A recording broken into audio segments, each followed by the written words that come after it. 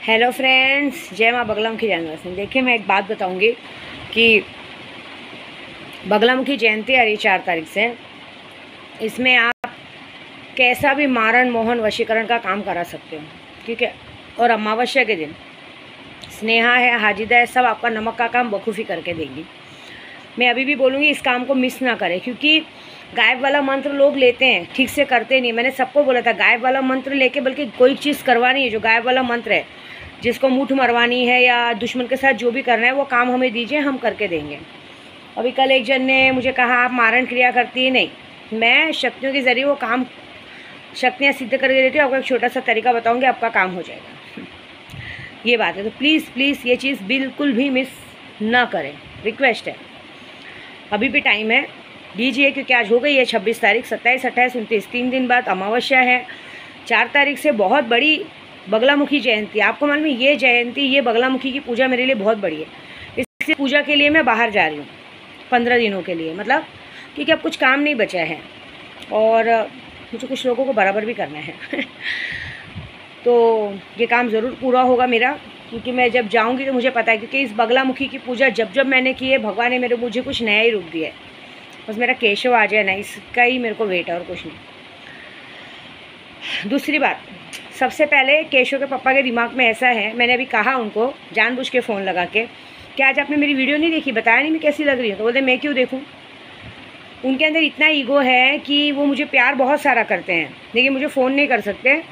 और उनके अंदर ये ईगो है कि मैं उनके और मेरे बीच में कोई तीसरा आ चुका है, मतलब मैं किसी और के चक्कर में हूँ पहली बात तो मैं उनको बता दूँ कि ऐसा कोई बात नहीं है। मैंने उन्हें कहा कि ये सारा कुछ ना, मैं कुछ गलत नहीं बोलूँगी, ये सारा कुछ वो फालतू औरतें करती हैं जिनको काम धंधा नहीं है ना, जिनकी नज़रें फिसलती हैं। विद्या देवी 3 बच्चों की माँ है, चौथा पेट में है। इतनी तो शर्म लिहाज मेरे अंदर भी है कि मेरे लिए केशव के पापा के बाद हर कोई आदमी भाई और बाप है मेरा। और मैंने कभी देखा भी नहीं है आँख उठा के किसी को, और मुझे शौक़ भी नहीं है। मुझे नहीं शौक़ है देवर जेठ भाई सगे भाई के साथ भी सोने का। बुरा नहीं मानना, मैं किसी का नाम नहीं ले रही, एक बात बता रही हूँ। मैं विद्या देवी को एक ही बार प्यार होना था, हो गया, वो भी प्रदू से हो गया। उसके प्यार एक ही बार होता है, 10 बार मैंने क्या बोला, जो एक बार हो उसे प्यार कहते हैं। अगर औरत किसी एक के सामने नंगी हो ना, तो वो बीवी कहलाती है, लेकिन 10 के सामने नंगी हो तो रंडी कहलाती है, तवाइफ कहलाती है। और विद्या देवी इतनी गिरी हुई तो नहीं है। मैंने आज की वीडियो में क्या कहा था, मैं भले बाल रिमॉन्डिंग करा के सब करा के, लेकिन मैं अपनी मर्यादा नहीं लागूंगी, क्योंकि मेरे बच्चे मेरा आदर्श हैं। मेरे बच्चे मुझ पर हद से ज़्यादा भरोसा करते हैं। आपको याद है जब मेरे प्रदू को पसंद किया था ना, तो सबसे पहले मैंने अपने तीनों बच्चों को कहा था कि बेटा मैं इस आदमी को अपनी लाइफ में लाना चाहती हूँ, क्या मैं ला सकती हूँ। तब मेरे बच्चों ने जब हाँ कहा था ना, तब मैंने केशव के पापा को प्रपोज़ किया था कि हाँ मम्मी, आपकी ज़िंदगी आप जी सकते हो ऐसा। मैं उन औरतों में से हूँ, मैं उन औरतों में से नहीं हूँ कि पति के सामने भी सती सावित्री बनने का, उसका घर बर्बाद करने का, उसके भाई के साथ सो जाने का, बच्चे पैदा करने का, और बाद में पूरी दुनिया के सामने एकदम सीधी सादी बन के रहने का। नथिंग, मेरा ऐसा कोई इरादा नहीं। मैं तो अभी भी आज भी बोली केशव के पापा को, आपको कभी भी लगे ना ये फालतू बात, मुझे बोलते हैं मैं ना उस भोसड़ी वाले को भी मारूंगा घर में घुस के, तेरे को भी कौन माधव चौथ मुझे घर में घुसने से रोक सकता, कोई नहीं रोक सकता, लेकिन उसके लिए हक जताना है ना। बोलते तुझे पता नहीं मेरा हक क्या है, तुझे नहीं मालूम तू मेरी कौन है, मेरी कौन हूँ, मैं तुम्हारी बीवी हूँ, तो शादी करो मुझसे। वो तो क्यों शादी नहीं किया, मैं बोली सिंदूर भरो, तुम्हारे लिए तो बाबा साहब आम्बेडकर और गौतम बुद्ध की मूर्ति बहुत कुछ है। तो बोलते हमारे में सिंदूर नहीं भरते, सिंदूर तो एक बार भर चुका हूँ ना मैं तेरी मांग में। मेरी सिंदूर वो चुपके से भरा था ना, बाबा साहब आम्बेडकर के सामने और गौतम बुद्ध की मूर्ति है उसके सामने, उनको साक्षी मान के, मेरी अन्नू जी खड़े रहेंगे, उनको साक्षी मान के मेरे गले में मंगलसूत्र डाल दो और एक सिंदूर भर दो, पूरे यूट्यूब के सामने वीडियो बनेगी। प्यार करते हो ना, इतना सा करने में क्या है। पूरी दुनिया बोलते हैं पूरी दुनिया को नहीं, तुझे प्रूफ चाहिए। अरे प्रूफ तो किसी को भी चाहिए ना। मैंने कहा एक बार मुझसे मेरे घर में आओ, मेरे मांग में सिंदूर भरो, मेरे गले में मंगलसूत्र डालो, मंगलसूत्र भी नहीं है ना तो एक हल्दी की गांठ बांधो, और बाबा साहब आम्बेडकर को साक्षी मान के बोलो कि ये मेरी बीवी है। ऐसे तो मैं सच बोलती हूँ, ये मेरा घर, ये मेरा पैसा, ये मेरा सब कुछ तुम्हारा। उसके बाद तुम भले ना अपनी बीवी के मायके जाओ या किसी के पास भी जाओ, मुझे उससे कोई लेना देना नहीं। फिर मेरे अंदर एक डर नहीं रहेगा ना, तो वो उनको करना नहीं। बोलते कि तुझे पहले पता नहीं था। पहले पता या अभी का पता बात नहीं है। प्यार करते हो ना, तुम्हारे घर में सबको पता है ना, तो शादी करने में क्या है। कर लो। कहाँ तुम्हारे लिए मुझे मंडप तैयार करना है, कोर्ट में जाना है, बाबा साहब आम्बेडकर को साक्षी मान के, अन्नू जी तुम्हारी बहन है उसको साक्षी मान के डालो गले में मंगलसूत्र का। सच्चा प्यार है तो, नहीं है तो फिर छोड़ दो मेरा पीछा, क्योंकि मैं तो दिल से पति मानती हूँ। प्यार तो मुझे एक बार होना था, हो भी गया, और नफ़रत भी हो गई। देखो मैं अपने गुस्से का कारण बताती हूँ। गुस्से का कारण बस ये है कि मैंने केशव के पापा को मना किया था कि अपने ससुराल ना जाए, भिवंडी ना जाए। क्यों मालूम है आपको? वो घर पूरी तरह से नेगेटिव है, पूरे मुंह पे बोल रही हूँ मैं। उस घर के अंदर नेगेटिव है, और जो केशव के पापा की वाइफ है उसका पैर भी, पायगुन भी अच्छा नहीं है। वो जहाँ जहाँ जाता है वहाँ वहाँ कुछ ना कुछ अशुभ होता है। क्या होता है ना, देखो मैं यूट्यूब पर काम करती हूँ, बहुत सारे लोगों का काम करती हूँ, इस बात से मुझे डर नहीं है। मेरा कहना क्या है, आज आप सब बोलिए, सबसे ज़्यादा केशव के पापा पे किसका हक है? मेरा है कि उस औरत का? केशव के पापा को मैंने बचाया है, मेरा हक है। अगर मैं आज जाके कंप्लेंट करूँ ना पुलिस स्टेशन में, मैं सच बोल रही हूँ, उस औरत को 7 साल की सज़ा भी होगी, क्योंकि उसने आरिफ शेख के साथ मिलके प्रदू को मारने की कोशिश की है। ये बात का प्रूफ मेरे पास है, क्योंकि मैं जानती हूँ। मेरा प्रूफ सीधा सीधा ये है। अभी एक बात बताओ, 100 सीधी बात, आपका पति है, आपका पति नशा ले रहा है, अपनी मैडम के साथ रात दिन बैठ रहा है, उसके बेडरूम में सो रहा है, और आपको ये बात पता है, आपने रात को 11 बजे वीडियो कॉल करे, सब कुछ पता है, फिर भी आप एक्शन नहीं लोगे? हाँ, आपका पति आपको सब बता रहे कि ऐसा ऐसा है हम दोनों के बीच में, तो भी आप एक्शन नहीं लोगे? फिर भी आप मुंह में दही जमा के बैठोगे कि मुझे कुछ पता ही नहीं था? पॉसिबल ही नहीं है। तो चलो वो बात हुई। उसके बाद आदमी 6 महीना बहुत बुरी तरीके से बीमार रहता है, पथरी की लाइन गिरता है, मरता है। मुझे याद है, अगर मेरे प्रदू ने सूप पिया है ना, तो मैंने भी यहाँ जूस पिया है। ये बात का सबूत, मेरे घर में काम करती थी, भले वो कैसी भी होगी, लेकिन इस बात के लिए पीछे नहीं हटेगी ऐसा। क्योंकि एक बार मेरी वो काम वाली, उसका नाम बताऊंगी नहीं मैं, वो एक बार उसकी मम्मी के पास जाके बोली कि मेरी मैडम प्रेग्नेंट है, दादा को प्लीज़ बोलो एक बार बात कर ले, बहुत रो रही हैं। तो उनकी मम्मी ने क्या कहा था मालूम है आपको? कि उसके घर पे इतने सारे आदमी आते जाते, मेरे बेटे पे नाम क्यों? मतलब केशव के पापा वहीं बैठे थे, मुझे बोले कि उनको जाके बोलो मुझे माफ़ कर दे, मुझे सब में नहीं पढ़ना है, ऐसे बोला था। बोलो ये बात, तो उसने उस बात पे वहाँ झगड़ा किया था। ऐसे आप कैसे बोल रही हैं किसी और का बात?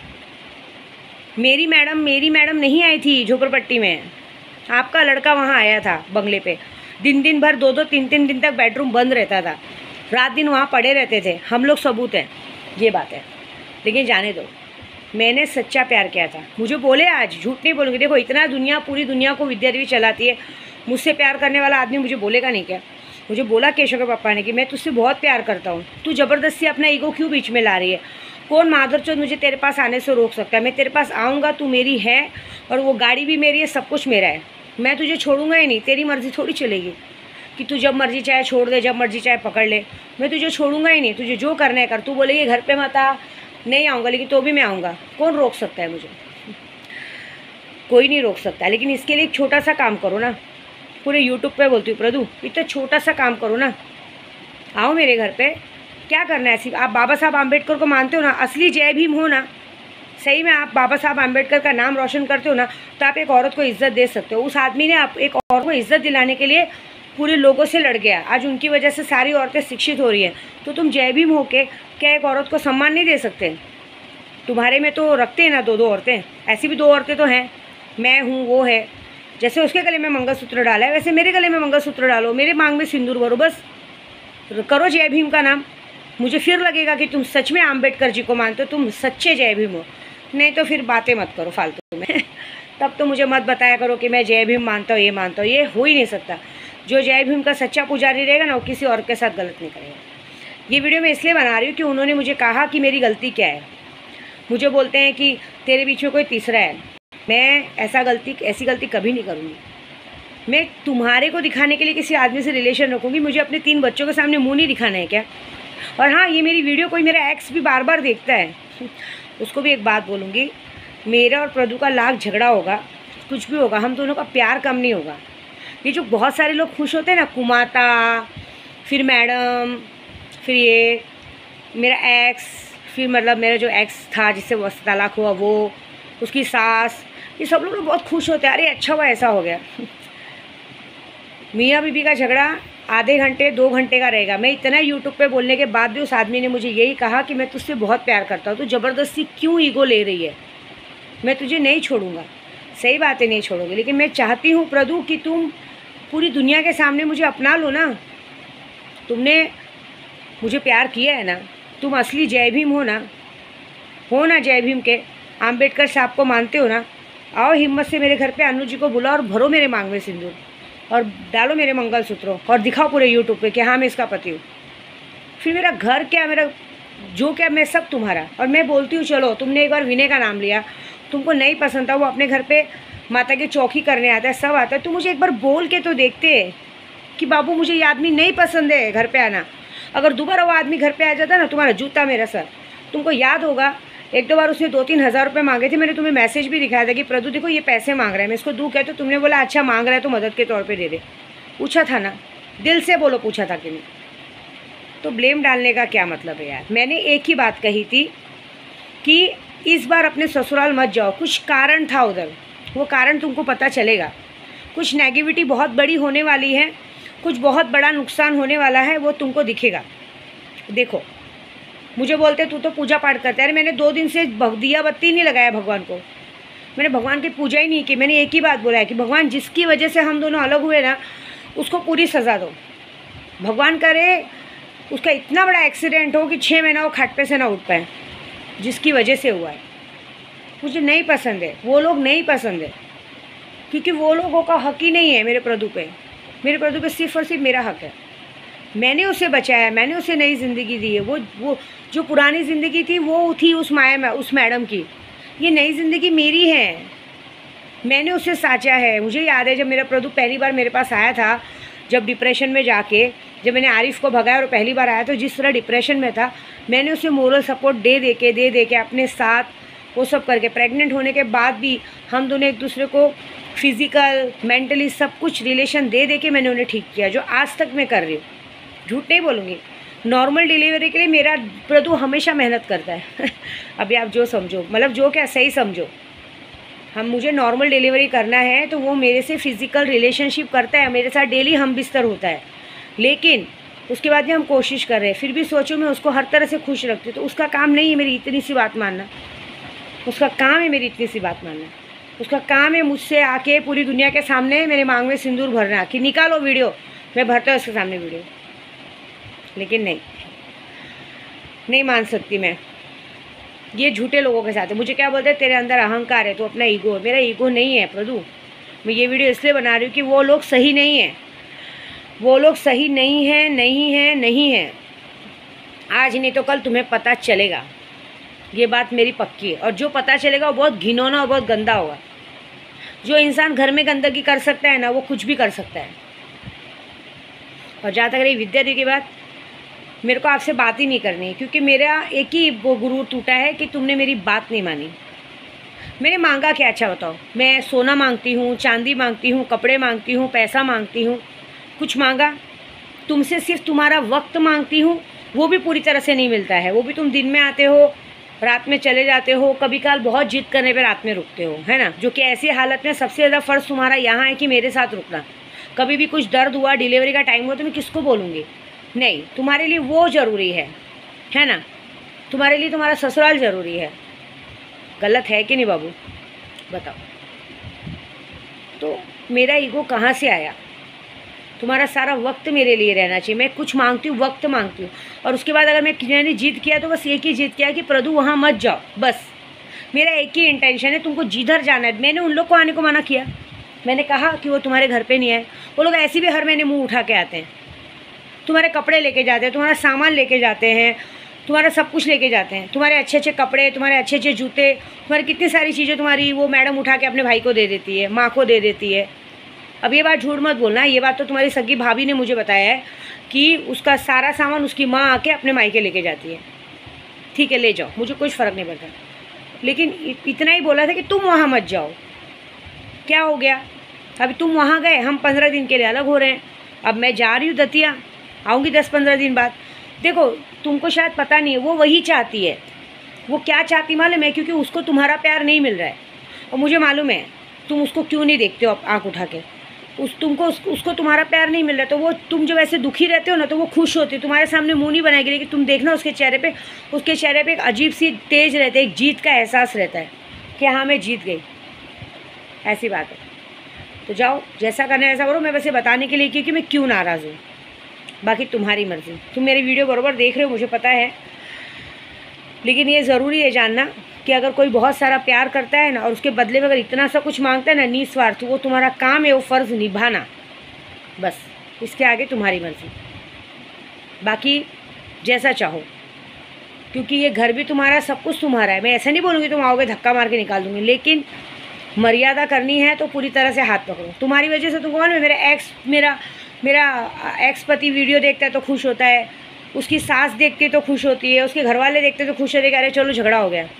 तुम्हारी मैडम देखती तो खुश होती है। तुम्हारी मैडम तो मेरी सबसे बड़ी व्यूवर्स है, सबसे पहली व्यूवर्स है, मालूम है। वो मेरी हर वीडियो देखती है, सब लोग देखते हैं, लेकिन शर्म किसी को नहीं, उनको कोई फ़र्क नहीं पड़ता है तुम्हारे दुख से, तकलीफ़ से, कुछ नहीं। मैं देख लेना, एक बात बताऊँ, तुम्हें एक टाइम तकलीफ़ होगी ना तो सबसे ज़्यादा मुझे गुस्सा आएगा, मुझे तकलीफ़ होगी, मैं लाख गुस्सा रहूँगी, लेकिन तुम पर अगर किसी माई के लाल ने हाथ उठाया ना, मैं हाथ काट के रख दूँगी। लेकिन तुम्हारे पे दूसरा कोई तकलीफ़ देगा ना, यही तुम्हारी मैडम और यही तुम्हारे ससुराल वाले 1 रुपये के लिए काम नहीं आएंगे। ये लिख के लेना, ना तब आए थे ना अब आएंगे। वो तो तुम्हें लाना ही नहीं चाहते थे। मेरी हाजिदा बिठा सकती हूँ मैं सामने, आई नहीं हमले की माँ, वो लोग चाहते ही नहीं थे कि दादा आए, वो तुमको कोई नहीं चाहता था तुम आए। सिर्फ विद्या देवी चाहती थी कि मेरा प्रभु मेरे पास आ जाए, मेरे बच्चे का बाप मेरे पास आ जाए, बाकी कोई नहीं चाहता था। तुम अपनी फ़ोटो उठा के देखो फेसबुक की, तुमने अपनी मैडम के साथ 1-2 फ़ोटो डाली है, उस फ़ोटो में उस औरत के चेहरे पे स्माइल नहीं है। मेरे चेहरे पे कैसे स्माइल रहता है। मैं हमेशा तुम्हें पाने तरसती हूँ, एक आँखें तुम्हें पाने के लिए तरसती है, एक आँखें तुम्हें सोचती है। तुम मेरे पास दिन भर रहते हो, दिन भर मुझसे प्यार करते हो, तो भी मुझे कम लगता है, लेकिन तुम उसके पास आधा घंटा भी रहो, लेकिन उसके अंदर तुम्हारी तकलीफ़ का कोई मतलब ही नहीं है। तुम्हारे साथ उसको ना फ़ोटो खिंचाने में इंटरेस्ट है, कुछ नहीं, बस बात वो सिर्फ फ़ोन कर, पहले वो फ़ोन करके वीडियो कॉल करके ये पता करती थी कि तुम एग्जैक्टली है वो कहाँ, फिर वो अपना काला काम कर सकें, मतलब कहीं भी आना जाना हो तो कर सकें। मेरे पे लांछन लगाने से पहले 50 बार सोच लेना, क्योंकि आज से मैं वीडियो बना रही हूँ, जिस दिन मुझे गुस्सा आएगा ना, मैं हॉस्पिटल में खड़ी हो जाऊँगी, पुलिस खड़ा कर दूँगी, फिर तुम्हारी मैडम को भी वहाँ बुलाऊँगी और जगह पे DNA टेस्ट कराऊँगी, बच्चे का नहीं, हम दोनों का। क्योंकि DNA टेस्ट एक ऐसा होता है औरत का कि 10 साल की उम्र से लेके अब तक ये औरत कितनों के साथ कितनी बार सो चुकी, सब दिखाएगा। फिर ऐसा नहीं हो कि तुम झूठे पढ़ो और मैं सच्ची पढ़ूँ, ये वादा है मेरा। क्योंकि मुझे इस बात का कोई डर नहीं है, बिंदास हॉस्पिटल में जाके खड़े होंगे, बाकायदा पुलिस खड़ी रहेगी, वकील खड़ा रहेगा, बस मेरे दिमाग पे मत आओ, बच्ची कुची इज्जत मत गिराओ, इतना बोल रही हूँ। आपको जिसके साथ जैसा रहना रहो, लेकिन मेरे साथ ऐसी गलती मत करो, क्योंकि मैं उसमें की गिरी हुई नहीं हूँ। मैं आपसे प्यार करती हूँ, करती रहूँगी, लेकिन दिल टूट गया। बस ये बात का नाराज़गी हमेशा रहेगा कि आपने मुझे छोड़ के उधर गए, नहीं जाना चाहिए था।